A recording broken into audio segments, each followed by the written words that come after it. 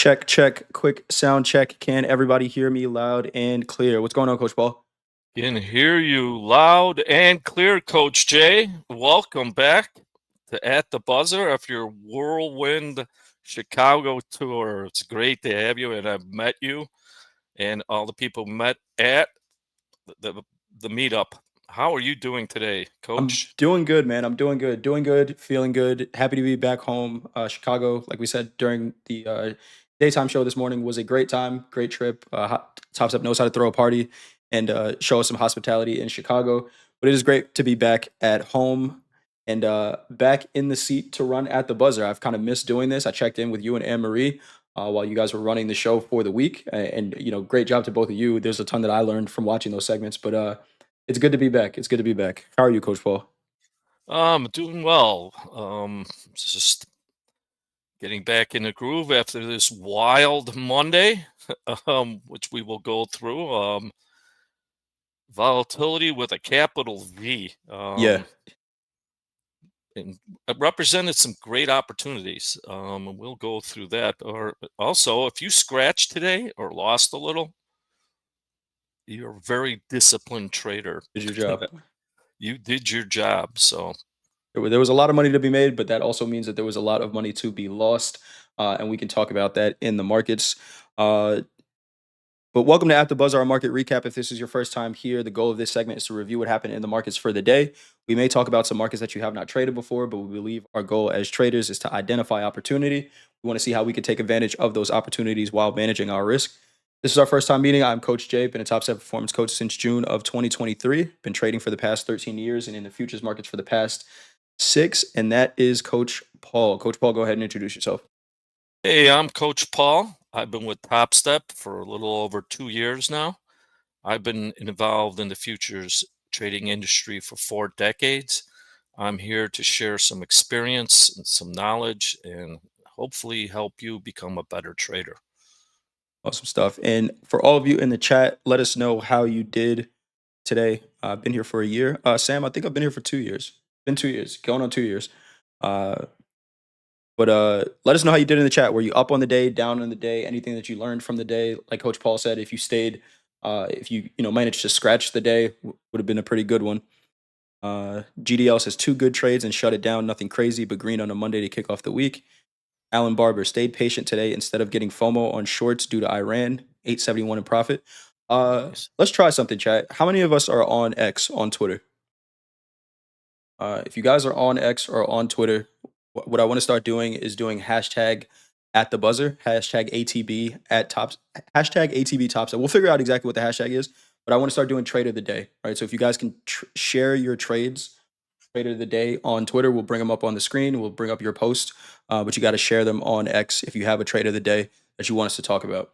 I If you like don't that have idea. Yeah, if you don't have X, you could send it to me in the Coach J Discord. If you think you have a trade of the day that you want us to talk about, we'll start featuring some of our traders that are trading really well. We'll put it up, share it in Discord. Just tag me in Discord, and we'll share it from there. Andrew, our help behind the scenes who Yeah, runs the show, had a great comment. He was up $5.76 today. If he says if one on the leaderboard makes any money, I am only 397 years from number one. Andrew, when we're talking, I didn't see that, but that is patience. That's on a day like today. You can do that. You've come a long way. That's really on today's day. You think, wow, if I just bought it here and sold it there, why didn't I see that? If that's not part of your trading plan and you traded where you scratched the day, you have discipline and patience, and you have what it takes. absolutely. Let's get into the markets. Take a look at some news. For planned headlines, we did have S&P Services PMI flash come out 53.1. Forecast was 53. Existing home sales came in at 4.03 million. Forecast was 3.95 million. But of course, the news is what's going on in the Middle East and the war over the weekend. The U.S. getting involved and bombing a few locations in Iran, and retaliation, right? So retaliation from Iran this morning during the day, firing back at some U.S. bases. So we are seeing this conflict be escalated right now. It's not what we wanted to see. It does bring us volatility as traders, and we do enjoy the volatility, right? We embrace the volatility. That's what we are able to seek opportunity from. But it always feels a little weird when it comes at the end of a war. But anything you got on the news, Coach Paul? Well, the news of the news, over the weekend, an attack on Iran, which was been, we've been expecting it, but actually happening. Um, Everything else is behind the scenes. We don't even hit. Has anybody heard the word that starts with a T? Not in a long time. Not A in a long time. budget, a budget proposal. It's front and center. Buy the new, buy the rumor, sell the fact, and we'll go further into that. But other than that, um, talk from the Fed, whatever governor was that, talking about possible cuts in July. Was that positioning for become the next Fed chairman? I don't know, but it sure sent the short-term interest rates up hard. So we can cover all of that. Good stuff. Let's get into the quote board. There are 35 different markets we can trade with Topstep accounts, and today, to the downside, the energies were all down. RBOB gasoline futures down 6.24%, heating oil down 8.02%, and crude oil, our biggest percentage mover to the downside, traded in a 10-point range, $10 range, 11. $11 range, 8.9% to the downside in crude oil. Um, We'll talk about crude when we get to it. Maybe we start with crude, Coach Paul. The Russell up 1.04%. HG, what's HG? Why am I lost right now? Copper, Copper. high grade Can you tell I copper. haven't done this in a little bit? Copper up 1.2%, and platinum, our biggest percentage mover to the upside at 1.85%. To round out our big four, we already talked about crude down 8.9, S&P is up 0.94%, gold up 0.07%, and the Nasdaq up 1.01%. Coach Paul, why don't we start with crude oil? It was our biggest percentage mover to the downside, one of our big four markets. A market that's is susceptible to all of the everything that's going on in the Middle East right now, and maybe not doing what everyone expected. And we talked about that a little bit in the green room. What are we looking at? Start with a daily, Coach Paul. What are we looking at here in crude Well, oil? we have an engulfing candle off the move. We've taken out 1, 2, 3, 4, all of last week's range. Made a high for this move last night on the opening. And we'll go through that in a little bit, but we're still above the 200. But look at the volume. Yeah, biggest volume Uh, we've seen since October 1st, 2024. Largest volume candle we have. so definitely had liquidation, some new shorts, and possibly, in my opinion, if we break it down from the news last night and the opening, let's go to a 3-minute from last night on the opening. Look at the volume, and that was a selling candle. 10,000 contracts. 10,000 contracts, and it opened up $5 higher. Yeah, It opened there. It wasn't. Let's go down to a 1-minute chart, because I I turned around, I blinked, and I'm like, I thought it was $5 higher, and it was $3 higher. Um, Now look at the volume, 6,000, and there was urgency that never recovered. My experience tells me that this was coordinated selling. The biggest fear is, there was talk, Straits of Hormuz, if missiles fly, we could go to 100, 120. But there's one thing, and it was great being on with Anne Marie last week, and she was talking about that 72.60 area. We were checking that out, and that was the highest close we had. But all that set aside, they were the market, in my guess, Saudi Arabia and U.S. companies were prepared to sell crude. That kind of volume on a night trade that never recovered, and there was nothing but selling from that point. To me, that looked very coordinated. And boy, did they succeed. So, Coach Paul, we talked about this in the green room before we got off. With news and escalations of war, I feel like traditionally I'm taught to think that crude oil should be rallying anytime there is a war, right? And we did get the gap up. We gapped up about $5. If I'm just going off of a headline, I should be buying crude. yes. And you know what? You could have bought crude last night. And if the Straits of Hormuz is closing, I should be buying crude. That means crude prices are going to be going up. It's But interesting. I learned in the Straits of Hormuz. Well, first of all, let's go. What oil? Where does that oil that moves through the Straits of Hormuz go to? When I found this out, it goes to China, huh, most of it, a large majority of it. Now, Iran is going to they need all the friends they can get. So if they shut down the Straits of Hormuz, who are they going to punish? China. All right, China. they're going Yeah. to they need the oil. Right. So this was a large risk. I felt like it was playing risk while I was reading all this. I'm like, oh, but also, Saudi Arabia is not close with the Iranians. They're 4,000 years of clashing. Seems to me, with all those things going on, they were ready. Someone unleashed some crude, maybe in the United States too. All I know is, like, if you bought this, and we talk about this all the time, whatever you enter, you have to have an exit, and you have to determine how much you can afford to lose. Yep. Now, I don't think even if you bought that, and you wouldn't have time to put the stop in. It went that quick. It was Yeah, like it did. someone came in and said, sell 5,000, period. That's what it felt like. And then if we'll go out to the half hour.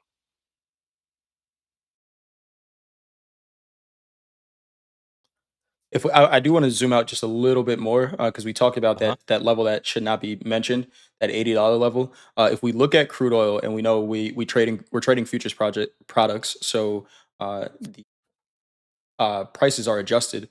We did hit a high for rollover adjusted prices that we haven't seen in almost 3 years, right? Going back to mid 2023. So maybe it didn't get to exactly that 80, but that was the highest prices in crude that we've seen for a very long time, and then immediately sold off from there. What a sell off it was. Violently. Violently. Violently. Let's go to a 30-minute. All right, what are we looking at here?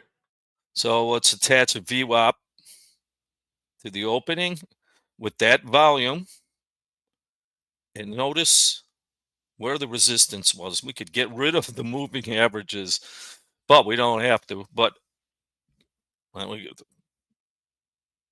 Yeah, VWAP the that was entire way down. there was news that the news that Iran launched some missiles at a U.S. base in Iraq. It went right to VWAP, where we found even more selling with more volume. Yep. It was like they were waiting for this news to go, oh, you want some crude oil? We found some. Here's some more. Found a lot of it. But at 11, what is it right now? It's a 11 and a 11.26 range, $11.26. And by the way, right there, we got under the 200 bar moving average, which we didn't close since I think for 2 weeks. Yeah. So Hogan and I during the opening call, we were talking about this, right? Where I think from a fundamental perspective, I thought buying crude made sense off of this 200 moving Yep. average. And initially, it was a good trade if you waited until we got down there.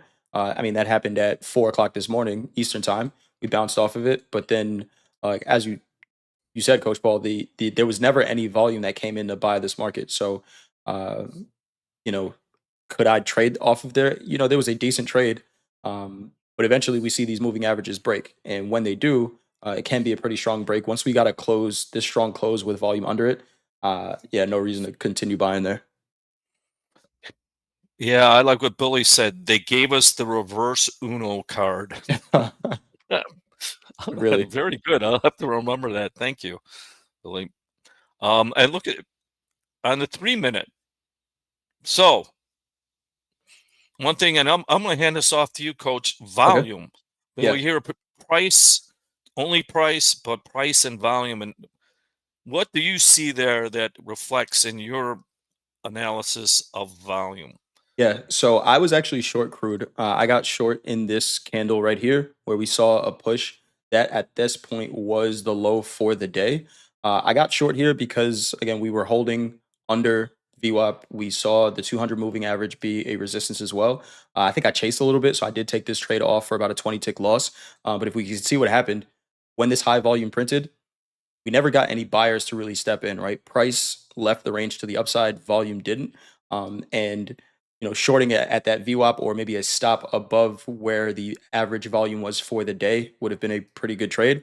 You're talking about almost $1.50 of risk in crude oil, which is a lot of risk if you're trading minis, right? That's $1,500 worth of risk. But the market never volume kept trading lower, right? This VWAP kept trading lower for the entire session. And then we got continuation, right? We see some of these higher volume bars here. Uh, we see that continuation on a shorter time frame where it's still trickling lower. So, uh, you know, trade location still matters for a day trade. I would have had to sit through 2 hours of drawdown and almost $1,500 on a one lot for this trade to work out. But could trade either smaller or wait for better trade location. I think in this case, better trade location would have been somewhere near that VWAP or rejection of that VWAP. Uh, because this did have the potential, and we've seen it a couple times, had the potential to be that reversal, uh, No. and it was So one that failed. at that point, we had a J trade. Yeah, we did. Now we close, and I looked at it, and you Yep. talked about the risk. And Yeah. I'm like, if I buy this, I have to risk it down to that new low. And that was like, again, $1,500. It was a lot. Yeah, it wasn't I'm like, cheap. but yeah, it was, what was it? 114, Y 115, 115. 1,100, twelve hundred Right. dollars if you get filled at your stop. But interestingly enough, look what VWAP did. Flatlined. Yep. Even when it broke out, it didn't leave. So once again, every time we had that huge selling, it couldn't VWAP didn't respond. Would I have thought we would be this much lower? No. No. I came in long, but I was hedged with options. I'm happy I really didn't do much. Um, but Chris. yeah, they got what they wanted, and Yeah. um, What do we do with this going into tomorrow is my question, right? Like, again, I came into the day thinking that this was a market that should be up on all of the headlines. Then you adjust, you make the adjustments, and it's a better short, regardless of what should happen. What is happening is more important. It's a short. I'm just curious to what we see in crude oil for the rest of the week, and we're not going to guess. Well, the markets are going to tell us. well, let's look at the daily. Well, now that you've said that, Volatility is my answer. Uh, so this big engulfing candle is rather bearish, but we're still above the 20-day moving average and the 200 and the 50. We Can let's go with my thesis that there was intervention. Can they do that 2 days in a row if something happens? I Right. don't know. Um, I'm still friendly myself. I'd like to see it touch that 20-day and hold that. Um, but you know, we were a bit overbought. This volume of selling though is rather bearish. I think we're going to test that 200 maybe tomorrow. But I don't want to get short crude above by myself above the 200-day moving average with missiles flying and any kind of shock, whatever it is. Yeah. Um, but We'll see. Well, and what's weird about crude is the volatility comes in spurts. Once we got going today, we don't really see moves like this in crude often. Obviously, right? This is a 15% move high to low. It's not an average day in crude. I think a lot of times what happens is, and I think what keeps traders out of it is we'll get a random spurt of volatility and then it just dries out, and that's what happened in my trade that I took today. The short. Looked good, and then the volume just died until it comes back in again. And I think when I'm trading crude, what I try to catch is this volatility that happens, and I'm okay taking off the trade if I don't get immediate follow through. Like we see it, this volume candle here that started this sell off was similar to what we had to what I traded in. Right, the difference is we got 6,000 contracts traded, and then immediately cuts in half and volume dries out. This time we get 6,000 and volume is building. So anytime I take a trade in crude, I want to see that continuation volume. And again, no one knows that it's going to do this. Someone knows. It's not me. But but yeah, we want to see that continuation volume because this market can just stop moving, and we've seen that happen a bunch of times. Um, Anything else on oil, Coach Paul? well, let's look at natural gas now because All that right. was down mightily also. Yes, it was. Let's take a look at the daily. Not as dramatic, but right, still above the 200. It also had a rally off of this news.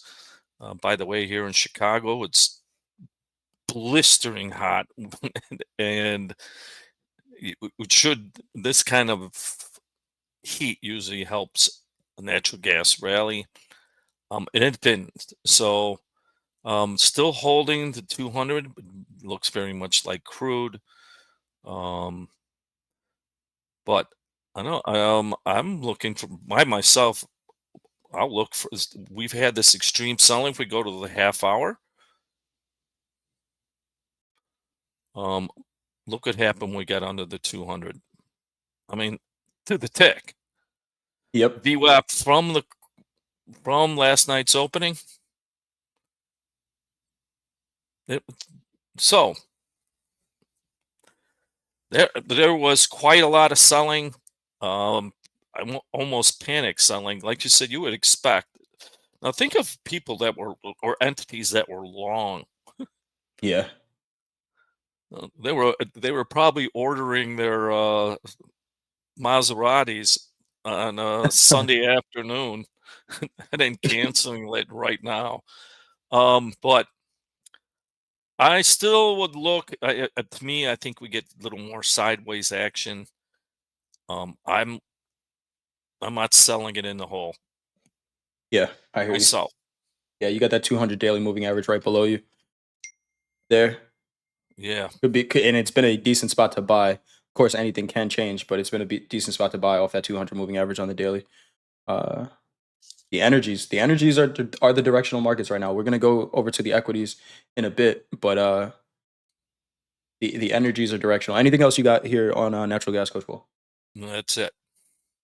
Let's go over to the Nasdaq, and it's pretty crazy doing the opening call. I feel like I missed all of last trading week. I did take a couple of trades, but didn't really get to do kind of full analysis. But I remember doing an opening call with Hogue on Monday, I believe it was of last week, and we were talking about the equity markets being in this range and still in this range. We're still here. It's kind of crazy to think about where you hear all the headlines and things going on. Like you said, we haven't heard anything as far as tariffs goes, and maybe that's why we're stuck here. But we had FOMC last week. We've had an NFP print. We've had inflation data come out, and the equity markets are trading the same prices. So, what are we looking at here, Coach Paul? Like you just said, sideways action, still in that range. We closed above the 20, Yes, and we we did. spent 2 days underneath it. Pretty friendly. Hit some decent volume on the buy side, but it's got work to do. If we do a trend line from the all-time highs to the recent highs, and old school, we need to close above that to really get some action going. Um, Still buy the dip, and so everybody says buy the dip, which is right. But how do you buy the dip? Yeah, yeah, it's hard. Um, It's just buy it. Yeah, tough. yeah, you just buy it. So let's look at the half hour, then the 3 minute, and maybe we can find a place to buy the dip. To me, it's the 200 moving average or a J trade. Now, last night, look at that gap. Well, it's like the opposite of the crude. Yep. Um, I had support at 21 395, 21 140 on my daily numbers. Um 21 140 or 22 140. I had some biggest third level support was 21 140. Then there was a large 21 400 was second level of support, and we hit that What contract are you on, Coach Paul? set. That's way down there. Yeah. And why I bring that up, it had plenty of room to go lower, Got you. Okay. and it didn't. And like right off the bat, it's almost the exact opposite. They were waiting to buy this. So on that half hour, it doesn't do justice to just how much buying was done early. There was resting orders. Um, there was urgency and with VWAP.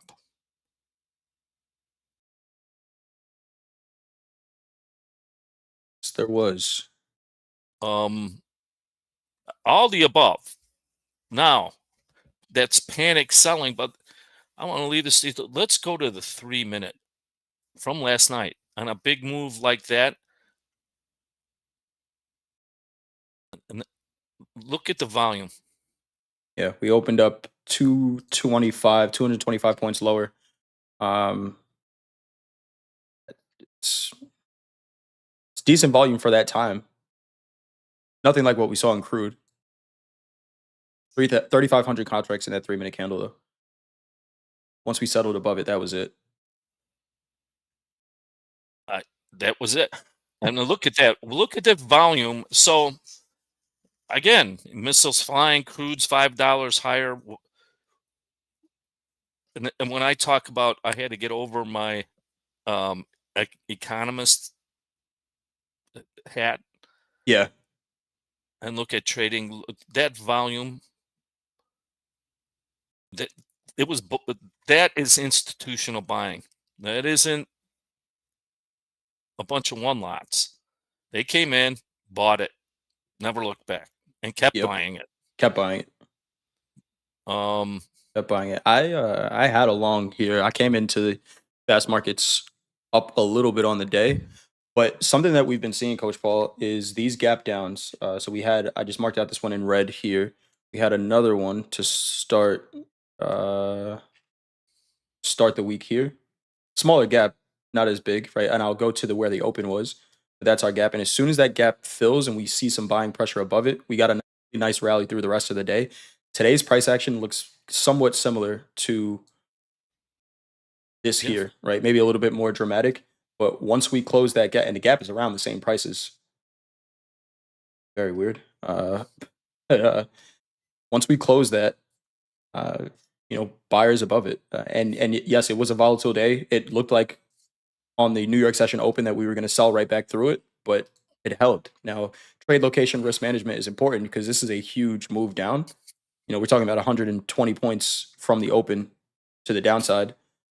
So you could lose your whole account being long here if you over leverage. But buy the dip. Buy the dip. Also, let's take the night session off.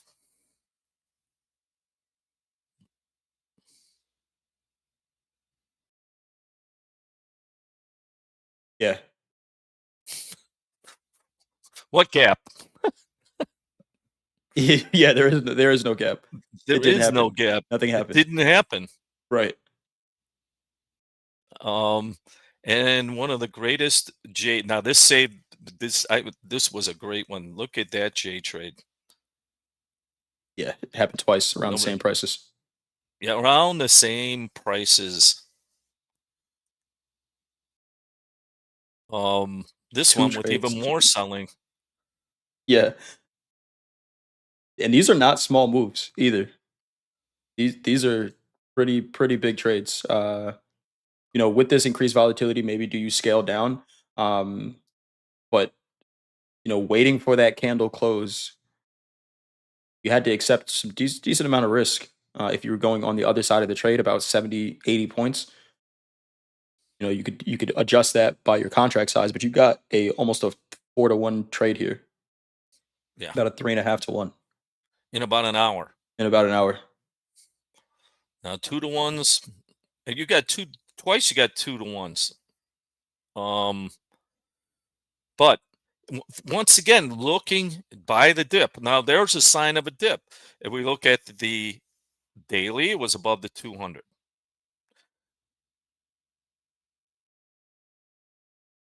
Yep. We look at the half hour.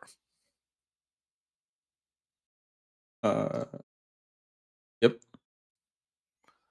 All right. If we look at the 3 minute, that'll be Yeah. interesting. Is that the 200 there? So yeah, it's the 2,000 moving average on the 3 minute, but I have it as white, so Uh, it's pretty close to where the 230 minute would be. so when I talk about I have a bias, I'm still looking to buy this. I don't want. I've learned in 40 years, and it took me 30 years to figure this one out. I'm not the sharpest knife in a drawer, but don't initiate in the whole stocks. You could get away with it twice. The other 8 times you get punched in the mouth and then kicked to the ground. Yeah, From my experience, getting it's like this time for sure it's going. There's missiles flying. But I could come up with 100 different reasons to be short. yeah, None of them ever worked. Especially initiating. I just don't. It doesn't pay. But no, once again, bad selling ignited a rally. yeah, it did. I did get short. The fast markets trade that I ended up taking, I did want to get long. I took a long. We did have a number coming out, so I cut it. I'm reviewing whether or not I want to continue doing that in my own trading. If I have good trade look, unless it's an FOMC, a CPI, if it's one of these more, if it's a minor number, we've seen that major numbers don't affect the market. So why the hell am I getting scared about a minor number? Accept the risk or don't take the trade. Because I was long from from about 8. Where was I long from? I don't even know. It was a good price until it wasn't because the market left without me. So I gotta reconsider whether or not I'm gonna cut for every number that's on the calendar. The person printing the number or reporting the number probably doesn't care either. They're worried about tariffs and war too. So we did end up taking shorts. We got to a major level 22,000s, where if we look at where 22,000 was and we look at where volume was VWAP up here, this has me a little bit more comfortable taking that short because we still see the market start to stall out a little bit. So I got short from 977. on the way back up here. Took a little bit of heat, but was okay risking new higher days, especially when we see that volume dying out. I took my trade off at this 200 moving average at VWAP here. And then we continued to sell off here. But two-sided trade today, there's a ton of range on both sides, which is crazy. If you look at the daily chart, that's such a strong daily candle that it didn't look like there was much two-sided trade available. If you look at this on the daily, where did you see an opportunity to short? But if you go down to a shorter time frame, there were some decent trades there. We just had, pretty wide range day. Yeah, Uh, absolutely. And I don't, there was the way when I go review, I do it through the way I look at markets. Y- Really important thing if you're new to this is understand your personality. yep, My personality is go with the flow. That it doesn't make fading wrong. Actually, if you're good at it, do it, please. But for all of us, it comes to risk management. Where can you lean on that you can afford to take some risk? 100%. Let's get to some questions in the chat. Jim Seraphin has a question. What is a J trade? Jim, it is a high volume reversal. So what normally happens is we'll see them happen at extremes of the day. So either at the low or the high of the day. But something like this, you can see this 3 minute candle, and it's going to depend on the time frame you take the trade on. But you can see this 3 minute candle was higher volume than anything else for the day. I think it was actually higher than the open. Um, and when we're looking at the volume, we're looking at, does it have the potential to continue, or is that too much volume to continue? Right? We know for every buyer there's a seller. This candle is going to show orange on my screen because it closed lower than it opened. But we know that there were some buyers here. We can see the rejection. So uh, what we're looking for is, once we get this high volume, a candle close in the opposite direction. So we got to close above, looking to take a long, risking the low of that candle, and then going from there. Sometimes your trade location is going to be, a couple ticks higher, right? We're 40 ticks higher on the close, 40 points higher on the close here. So this one was an expensive one to take. Could trade micros, but looking for that high volume reversal, and we got another one kind of here as well. And that leads into the next question. How do you define bad selling? Yep, This is one of them on the J trade. Why is that bad selling? Heavy volume, lows made, and then we trade above that candle and close above it. yep, Oh wow, with urgency yeah. on the This VWAP. this one was, that's that added confluence, right? Where we talked about that crude oil trade before that looked like it had the potential to be, but volume never left the range. This one, that volume left the range pretty quick. So another word for a bad selling is put yourself in that situation. Yeah, I've been there. I did it. same I here. was really good at it for too long of a time. Turn around like, what the? Um, and then Yep. if you haven't measured your risk, by the way, for newer traders, if you before you sell that, you could sell that. We don't know. I mean, we are reviewing, but if you sell that, what's your risk? Yeah, it got to be above this high. It's got to be a minimum of that high, or two average true ranges, or whatever. However you measure it, yeah. If you get stuck and because it's hard being incorrect. I won't say wrong. I'm going to quit saying wrong. You can trade and be wrong, be incorrect, Yeah. but you get attached to having to be right, and now you get frozen, Yeah. which Yeah. branches out to more stupidity. And I'm not calling you stupid. I'm looking in the mirror. I've done this one. Well, it's got to keep going down. There's missiles. It's bullshit. They're they. I can come up with a million different excuses. I've done them all. Yep. Yep. So what's the next really stupid decision? Sell Holding more. on.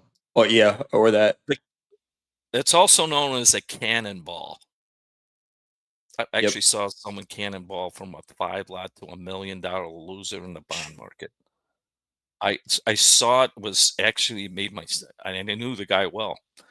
Um, Wow. so That, by the way, is bad selling. We've defined this as the J trade because Jay introduced this, and we see it in many markets. Do they all work? Nope. Crude failed Is there today. a yeah, is there a high probability? It's better than even. I'm going to say that. Yeah, for sure. But that's bad selling, especially in the new lows with high volume. I hope that helps you, JD.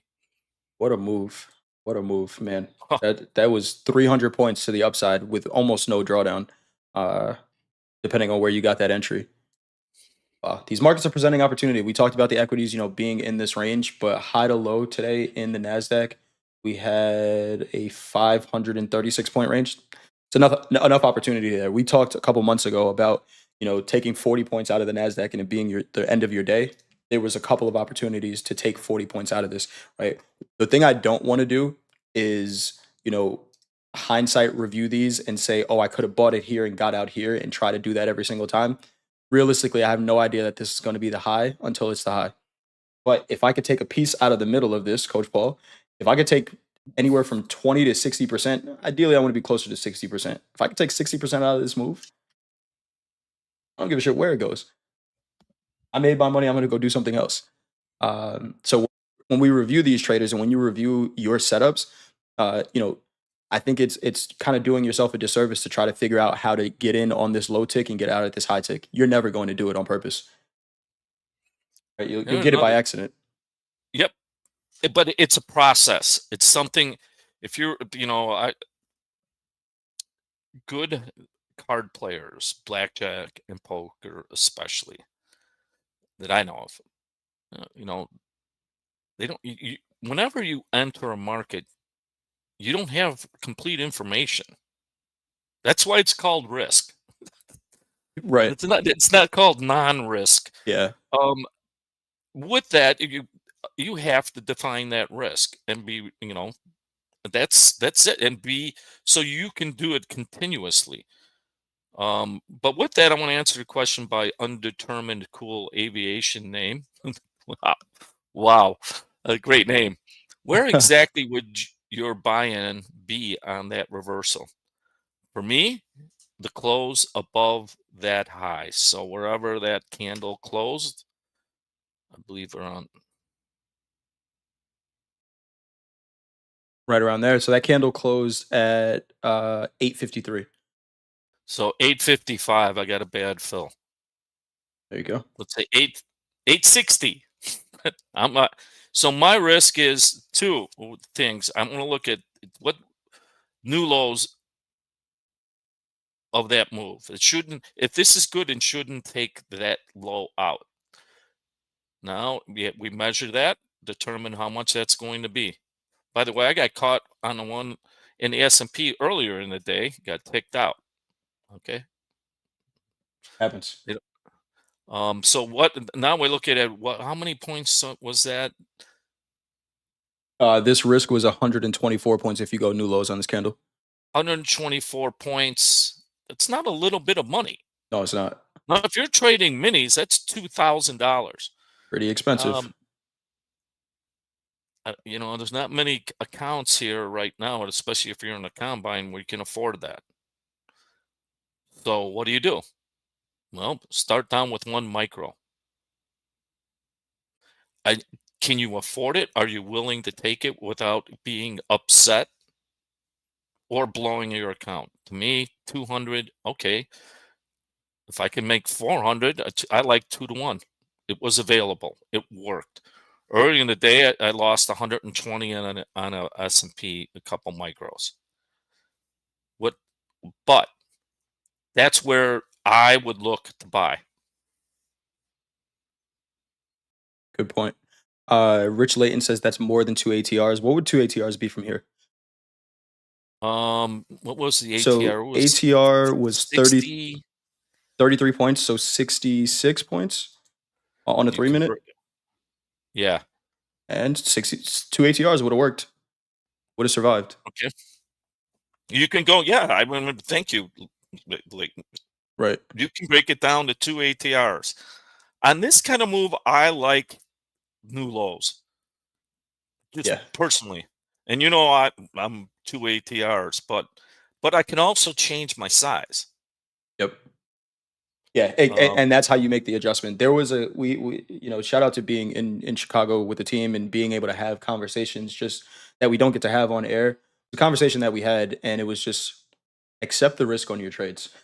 Right, like truly accept the risk on your trades. Stop fearing being wrong, right? Because if I feared being wrong, getting in at, you know, 860 here, and if I feared being wrong and took the 30-point drawdown, that's a loss. That's a pretty big loss. That's almost a 40-point loss with a one lot. That's $800. I took the loss, but I was right. If I'm going to take the trade, I have to accept the risk. Now, if that risk is all the way down here and I'm not comfortable, if I'm wrong here, then like Coach Paul said, I can adjust my size. I don't have to take this trade with with a mini. I could take it with two micros. But that's where the trade is invalid and letting it go. I think there's too many times where us as traders we avoid trying to be wrong. So we want tight stops, and then you're just wrong 6 times before the market goes in your favor. there's one other thing here. If we look at the volume on there, so we have that huge volume. It was what, 3 or 4 times the average volume. Yep. But here we look at the next candle, Hmm. About lighter volume, but decent, heavier than average than volume. normal, right? So The continuation. continuation, Pete Stottlemyre used to call it light buying takes out heavy selling. Yeah. In a trading pit, when that happened, you would see paper come in and just like in hit every local with size. So now there is risk being transferred from the public to the liquidity makers. In this case, it was the locals. And in modern day, it's market makers most likely, or there was a resting order. But we don't see that here because of that volume, the heavy volume. It hit the resting orders. So this is what exhaustion selling is all about. First Yep. sign is it breaks the high of that candle. Number one, Yeah. that's worth to me. That's worth the risk. I used to have it was this. Dude, you'd hear this huge selling, and you would literally it was audible, like just deafening sound. And I'm telling you, all of a sudden, like this, 3 minutes later, it's real quiet. Oh yeah. Yeah, that was pretty Literally, cool seeing that. We saw that on the CBOE floor where it was FOMC day, so it wasn't super active, but somebody would yell something out, and I'm sitting there, I'm like, I could imagine on a very busy day what this looked like because they would yell something out. There was 2 to 3 minutes of action, and then the floor just died. Um, and yeah, that has to be pretty cool to see. I want to be on that floor on a busy day. yeah. Now this one, this is what that's about. So that's exhaustive selling. It's worth taking a risk. Me, I like to risk 2 to 1 on a day trade. Swing trades is much different for me, but we're day trading here. So 2 to 1, cash it next. Get your money and run. Shout out to CFT in the chat, number two. I think you're number two right now on the leaderboard. CFT says if you've seen the last few days, all the fun was putting you on tilt, but hey, you're number two on the leaderboard for a reason. You know how to manage risk. You know how to trade. So if you're having a couple rough days, take a step back. You'll be right back to it. But Well, yeah, CFT, if you're on that leaderboard, yeah, having put you on tilt, know this. I've been there. Just continue in your process. If you really go too much in tilt, tighten up your daily risk. If I yep, mean, we've seen you're Dakota doing do it. well. You've seen Dakota do it. But keep following your process. That's what got you there. 100%. All right, we did not go over gold. We got about 10 minutes left. Let's go over gold really quick. And MM877 is talking about a divergence between the S&P and the Nasdaq. The Nasdaq took out London lows, and the S&P didn't. See no divergence there. I know some traders talk about SMT divergences there. We could take a quick look at that. I don't. It's not something I look at in my own trading, but Let's take a look before we go over gold. We know the equity markets, these charts look insane right now. I'm sorry, everybody. Let me clean this up really quick. Indicators, there we go. All right, so S&P, the Nasdaq took out the low. The S&P didn't. I guess you're talking about kind of here, somewhere around there. I'm not going to pretend that I know exactly what you're talking about, but I can see it. Yeah, whatever strategy you have. Hey, that's one thing I realized. We were on the floor last week. There were some guys that I see with screens and didn't have a chart up. Oh no! If you were on an option floor, there Yeah, are no charts. They're not no looking at charts. charts. They're matching volatilities, because in their mind, calls and puts are the same thing because they're most likely going to be selling them. Yep. I don't want to get too deep in option theory because we don't trade, but the output of that option is an imbalance. So they're making markets. They don't care about. I mean, they have to adjust their bid and offers, and it's very complex. When they look at futures, they're like it's 100 deltas. There is no, but yeah, there's no need for a chart. You're making a market. Yep. Yeah, absolutely. All right, APJ says I took a short between 1050 and 11. You said you were looking for volume to confirm the trade. What kind of volume were you expecting? All right, let's go back to the trade that I took. Let me turn on the executions really quick so we can see exactly what the trade was. Doo-doo-doo. All right, so I got short the Nasdaq. So I got short the Nasdaq here. I was looking for move my volume indicator, so let's put that back really quick. Uh, just looking for some continuation. So if we look at where I got short in this candle right here. What I'm looking for at the end of the day is volume to pick up and this VWAP to leave this range to the downside. Right? It kind of left towards the upside, um, but we could see it didn't break out of this range aggressively, right? Urgently. You hear Coach Paul and I talk about these urgency trades, right? This here, this high volume at these lows, we have that range. Volume leaves that range pretty aggressively, so I want to get in the flow of that. This one was kind of volume was trying to push it up, but we also were at that major 22,000 level. So the hesitation here, I'm okay holding this short. But what I want to see is this volume fail and basically this VWAP get below this range, which we got. And if we look at it, it's a trade that I could have held on to because eventually that volume becomes a resistance, right? Similar to what we saw in crude every time we come back up to here from my entry point, right? From my entry point, what did volume do? It couldn't keep buying it, and bad buying becomes good selling, similar to good selling becoming bad buying.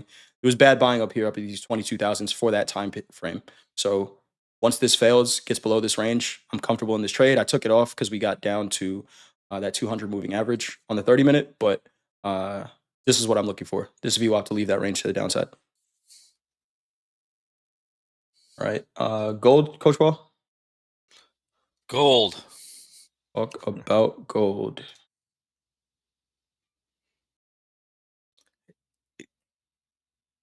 All right. What are we looking at here in gold? Here's a daily. A John Daly. Well,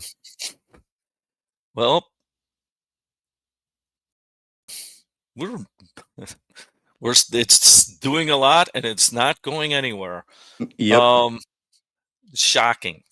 Why I say shocking is you would think, like, if a year ago I said there would be missiles being fired by Israel and United States at Iran, and well, you would think gold would be up $200 to $300, Right. and that's what we think, but we can't trade on prediction. No. There are no facts in the future, only in the present. Like There's that. only There are no facts in the future. opinion, and there's only opinion. Right. So I don't trust opinions. You know why? I don't trust my own opinion. You know Legit. why? How many It's times it's have I been had an wrong so many opinion? times. It's been wrong so many That's times right. that it's just you can't trust it. Yeah. So that's why I'm a technical trader. Let's look.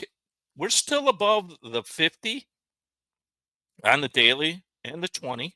Yep. Keep holding that, but we're not. It's like you have a lawnmower that every time you go to start it, it doesn't start, and you're pulling. I get that feeling with gold right now. It's like, what the hell's wrong? I gotta go Yeah. look at the spark plug. Did it run out of gas? What? But that feeling is like, this is Why isn't it going? why isn't it? And so I'm still looking at. I bought it, lost a little bit of money, but let's just go to the 30.